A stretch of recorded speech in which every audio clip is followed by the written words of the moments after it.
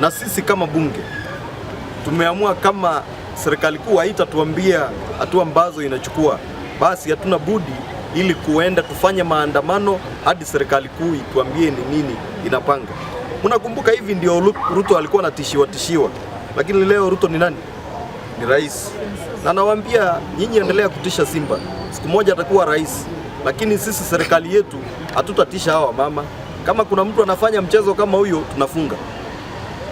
Kwa hivyo namwambia yule mama akome, ajue hii ni Kisii, sisi ni watu wa amani, na tunamwambia ajiheshimu, aheshimu kiti ambacho rais amempatia ili afanyie watu wote kazi bila kubagua na afanye haki kwa kila mwanadamu. Waweke bunduki kwa Simba Arati, anataka Simba akienda kwa mikutano tusikie kuna kilio, na hicho kilio ni kumpiga risasi, si kilio cha kufanya nini, sababu huyo mama hana nguvu ya kupigana, nguvu yako nayo ni ya risasi. Kwa hivyo mkiona Simba Arati amepigwa au amefanywa chochote, huyo mama na watu wake watatuambia. Gavana wetu yuko sawa, hatuna uoga na hatuna vitisho. Gavana atakuja hako, alienda shughuli kikazi kule Nairobi, alienda kurekodi statements, atarudi hapa na tunafanyia kazi hapa. Hatuwezi ogopa eti tumetishiwa na yule mama ndio tuogope. You can't run away. Hapa ndio tunafanyia kazi. Asante. Haya, kwa majina na Manane Richmond Ayori, ambaye ni mwakilishi kata ya Bogeka ambaye inapatikana katika eneo bunge la Kitutu Chache Kusini. Langu hapa ningependa kuwahimiza Madam Sisi haya. Sisi ni watu tumepitia mengi na vitisho tumepitia. Hapa tumechaguliwa kuwakilisha wananchi wa Kisii. Wewe umekuja hapa kwa sababu serikali imekutuma hapa ufanyie watu wetu kazi. Haujakuja hapa kucheza na siasa ya Kisii. Siasa ya Kisii na wenyewe, tafadhali na kuomba waachie. Sisi si watu waoga.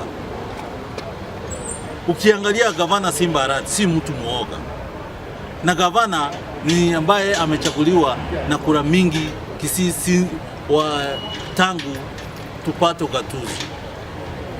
Kwa hivyo wewe kuja juzi Kisii, unakuja kuanza kutisha ya kwamba unaleta silaha uweke kwa gavana, hiyo nayo tutakuambia ni ndoto.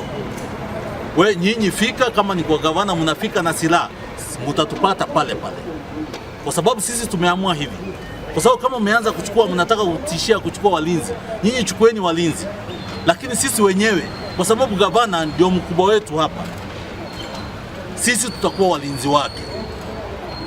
Na kama mnafikiria hii njama ya kufanya sijui serikali ya Kenya kwanza, serikali inataka kukandamiza serikali ya kwa bunge na magavana ambayo walichaguliwa kwa minajili ya mlengo wa Azimio, tafadhali heshimu wananchi.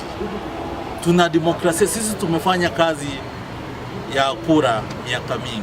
Labda saa zingine wewe uko umezaliwa, wewe umejipatia unyadhifa wako wa CCI juzi. Hatutaki kuenda ndani na kuanza kuchimana. Umeanza kupigiana masimu ya kwamba gavana ako na vikundi ambaye wanatishia usalama wa Kisii. Hakuna mtu anatishia usalama wa Kisii. Wa Kisii ni wapenda amani.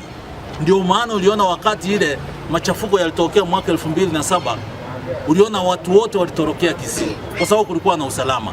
Kwa hivyo hatutaki chembe yoyote ambayo inakuja kuleta chocha katika siasa yetu ya Kisii. Sisi kama wanasiasa tunakemea jambo hilo na tunatoa hadhari ya kwamba jaribu mtakiona cha mtema kuni. Sisi